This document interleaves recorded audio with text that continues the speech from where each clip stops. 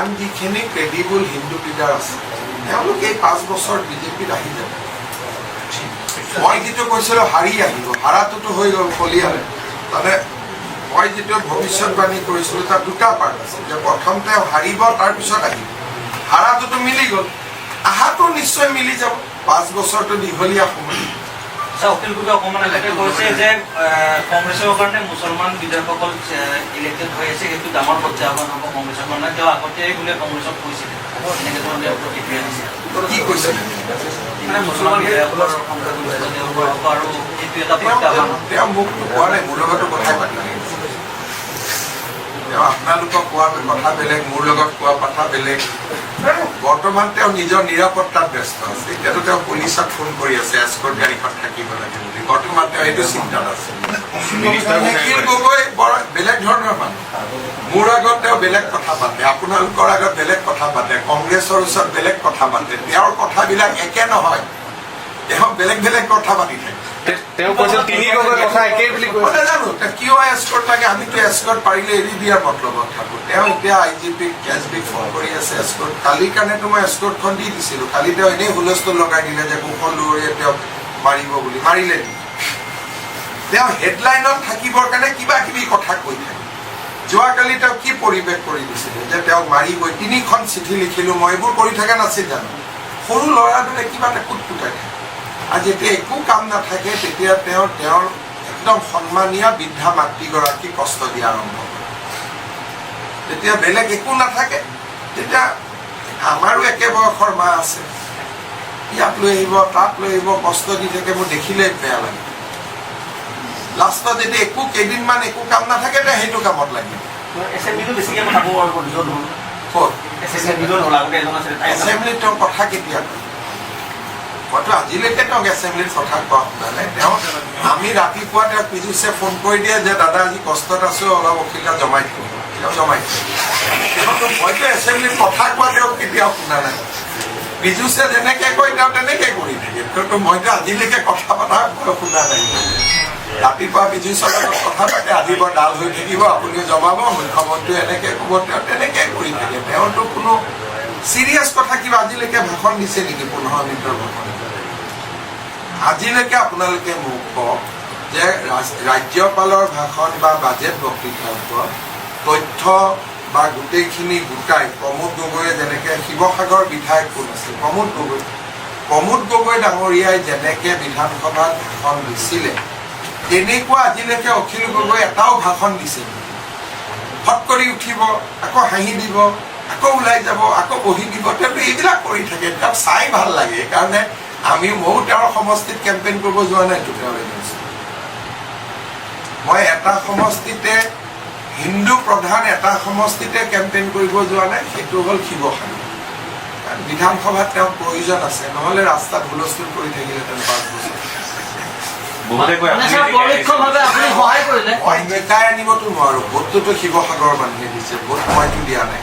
জিকাইছেতো শিৱসাগৰৰ মানুহে, কিন্তু তেওঁক ভোট দিব নালাগে বুলি ক'বৰ কাৰণে মই শিৱসাগৰ যোৱা নাই।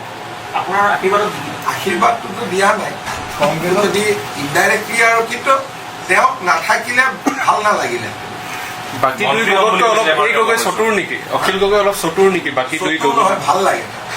ফেচবুক চাব গোটেইখিনি তেওঁ ভাল লাগে মুঠতে চাই পেলাই।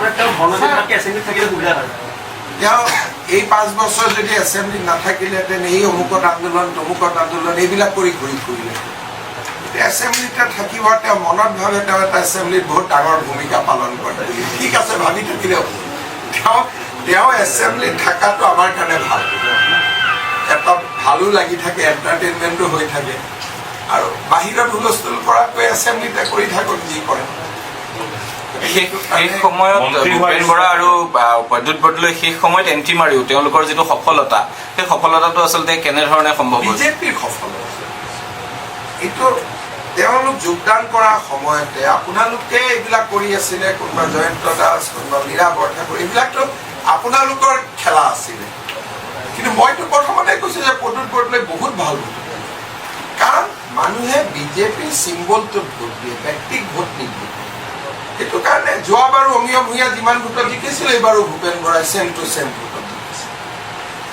প্ৰদ্যুৎ বৰদলৈও ভাল ভোটত জিকিছে এইবিলাক বাকী এইবিলাক আপোনালোকৰ জেনজি কুন্তি চৌধুৰী এইবিলাক চব আপোনালোকৰহে খেলা আছিল এইটোতো অসমৰ মানুহৰ খেলা নাছিলে এইবিলাকতো আপোনালোকেহে জমাই আছিলে গোটেই ইলেকশ্যন পিৰিয়ড মানুহেতো মানুহৰ কাম কৰি গৈ আছে যাক য'ত ভোট দিব লাগে মানুহে আগৰ পৰাই জানে মানুহে ভোট দিম বুলি নিশ্চিত ভোট দিছে কিন্তু এই বোলে জেনজি এই বোলে অমুক এই বোলে আপোনালোকে মানে এইবিলাক চব আপোনালোকেহে কৰি আছিলে এইবিলাকতো আমি পলিটিক্সৰ মানুহবিলাকেতো এইবিলাকত ইণ্টাৰেষ্ট লৈ থকা নাই কাৰণ পলিটিক্সত থকা মানুহে জানে যে এইখন বিজেপিৰ গাঁও বিজেপিৰ ভোট দিব এইজন বিজেপিৰ ব্যক্তি বিজেপিক ভোট দিব এইজন কংগ্ৰেছৰ ব্যক্তি কংগ্ৰেছত ভোট দিব এইজনে কংগ্ৰেছত ভাল পায় কংগ্ৰেছত ভোট দিব তেওঁ CPM-ক ভোট পায় CPM-ক দিব এইটোতো মোটামুটি সকলোৱে জানে আৰু এইবোৰ নিজেতো প্ৰভাৱিত নকৰে খালি কি ৰাতি ইনষ্টাগ্ৰামটো চাই ভাল লাগে ফেচবুক চাই ভাল লাগে কাৰেক্টকৈ ওলালে এইটো পাৰ হৈ গ'ল ইটো ওলালে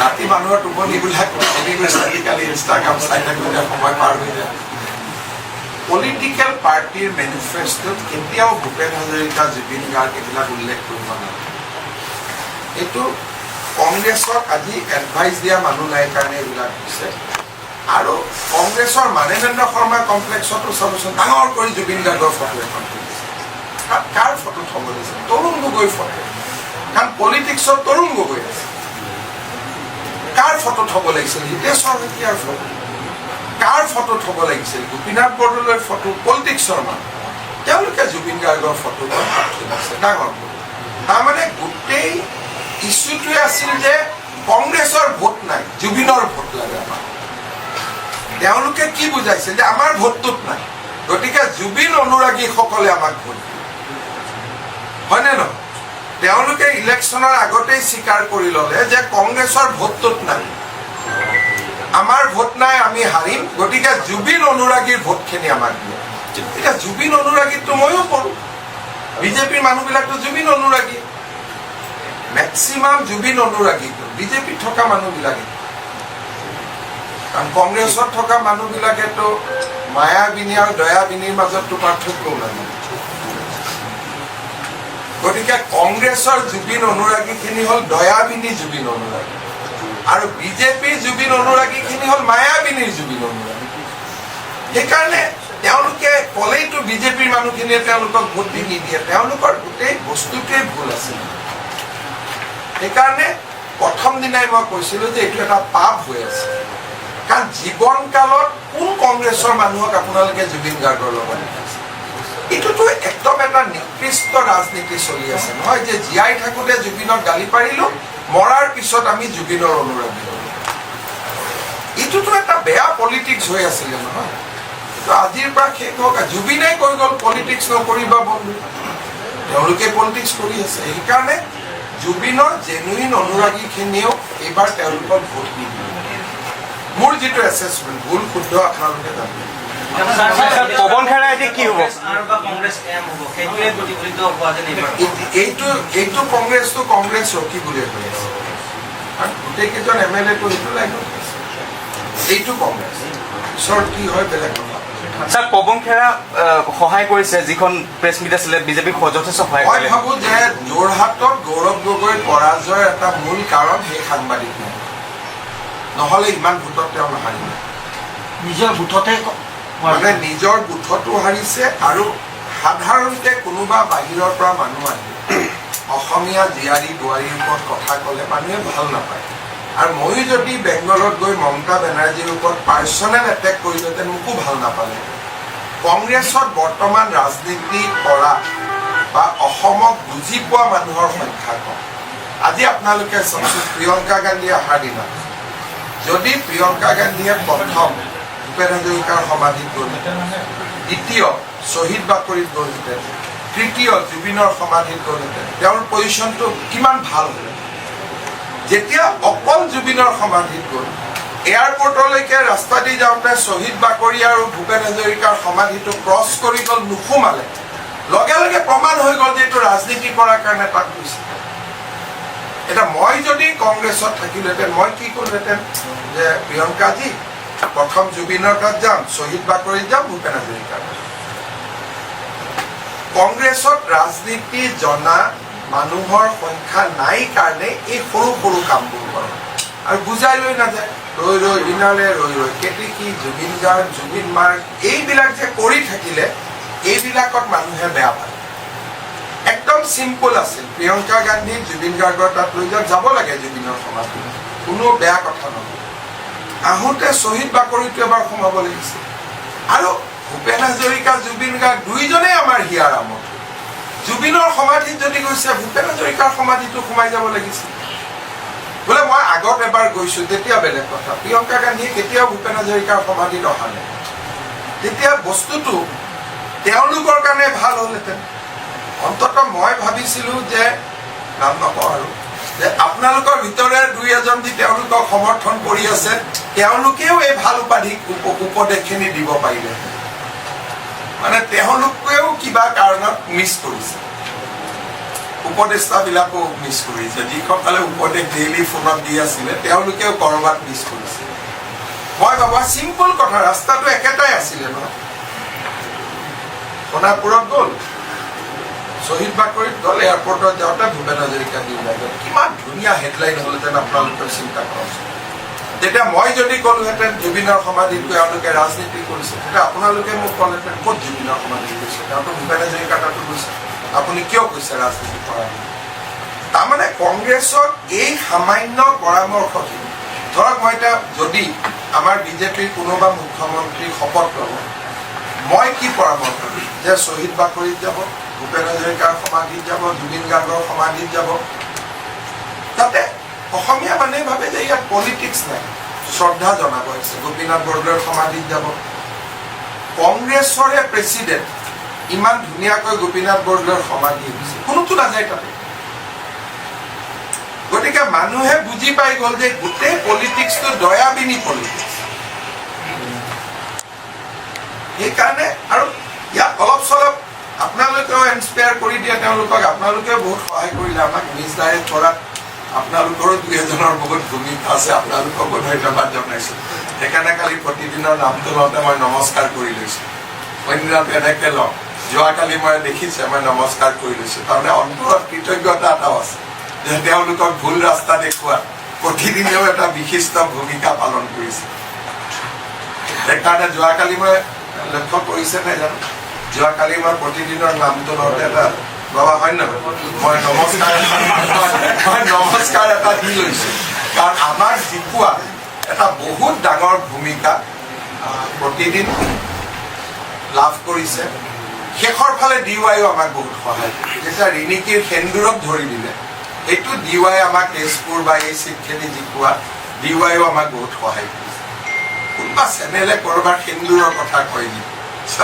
এইবিলাকেও আমাক লাভ কৰিছে যিমান পাৰে বাকীখিনি ঠিকে আছে কিন্তু যিখিনি মই কিয় জিকিলো পইণ্টছখিনি কৈছোঁ যদি বাকী দুটা জেগাত গ'লহেঁতেন আমি একোৱেই ক'ব নোৱাৰিলোঁ তেওঁলোকে যদি 3G নকৈ 3 খিলঞ্জীয়া বুলি ক'লেহেঁতেন খেলাটো বদলি হ'ল শব্দৰ কেইটা চাব শব্দৰ বহুত পাৱাৰ আছে তেওঁলোকে যদি 3 গগৈ নকৈ ক'লেহেঁতেন 3 খিলঞ্জীয়া তেতিয়া ই ৱেভ কৰি দিলে আপোনালোকে ভাল পাই গ'ল 3 গগৈ আপোনালোকে এনেকে চলাই দিলে যে সিহঁতি ভাবিলে ইয়াতে মাল আছে কিন্তু মই যদি কংগ্ৰেছত থাকিলেহেঁতেন মই এডভাইচ দিলোহেঁতেন যে 3 গগৈ নকবি ক'লে বুঢ়াগোহাঁই বৰগোহাঁই চবেই বেয়া কলিতা কোচ কলিতা চবেই কিন্তু 3 খিলঞ্জীয়া কৰিবি তেতিয়া এই বস্তুটো বহুত পাৱাৰফুল হ'ব মানে আপোনালোকে বুজি পাইছেনে মই কংগ্ৰেছত থাকিলে এবাৰ কংগ্ৰেছে চিট বহুত বেছি পালে চিম্পল কথা 3 গগৈ নকৈ বুজাবতো ঠিকে বুজাইছে 3 খিলঞ্জীয়া কৰি দিব লাগিছে 3 খিলঞ্জীয়া বুলি ক'লে তাত বুঢ়াগোহাঁই সোমাই গ'লহেঁতেন বৰগোহাঁই সোমাই গ'লহেঁতেন গগৈও সোমাই গ'লহেঁতেন কোচ কলিতা চব সোমাই গ'লহেঁতেন সি যি কৰি দিয়াৰ লগে লগে বস্তুটো খুব সংকীৰ্ণ হৈ গ'ল সেইকাৰণে কেতিয়াবা হাঁহে যেনেকে গাখীৰ আৰু পানী বেলেগ কৰি দিয়ে যেনেকে সাংবাদিকসকলেও কিবা ক'লে কোনটো ভাল কৈছে কোনটো বেয়া কৈছে এই পাৰ্থক্যটো কৰিবৰ কাৰণে বুজিব লাগে কাৰণ ৰীল আৰু ইনষ্টাগ্ৰাম দি চলিলেতো ৰাজনীতি হ'ব নেকি একেই কথা কংগ্ৰেছৰ মুভটো ঠিকে আছিল যিকোনো খবৰ আৰু বিজ্ঞাপনৰ বাবে যোগাযোগ কৰক 7896121996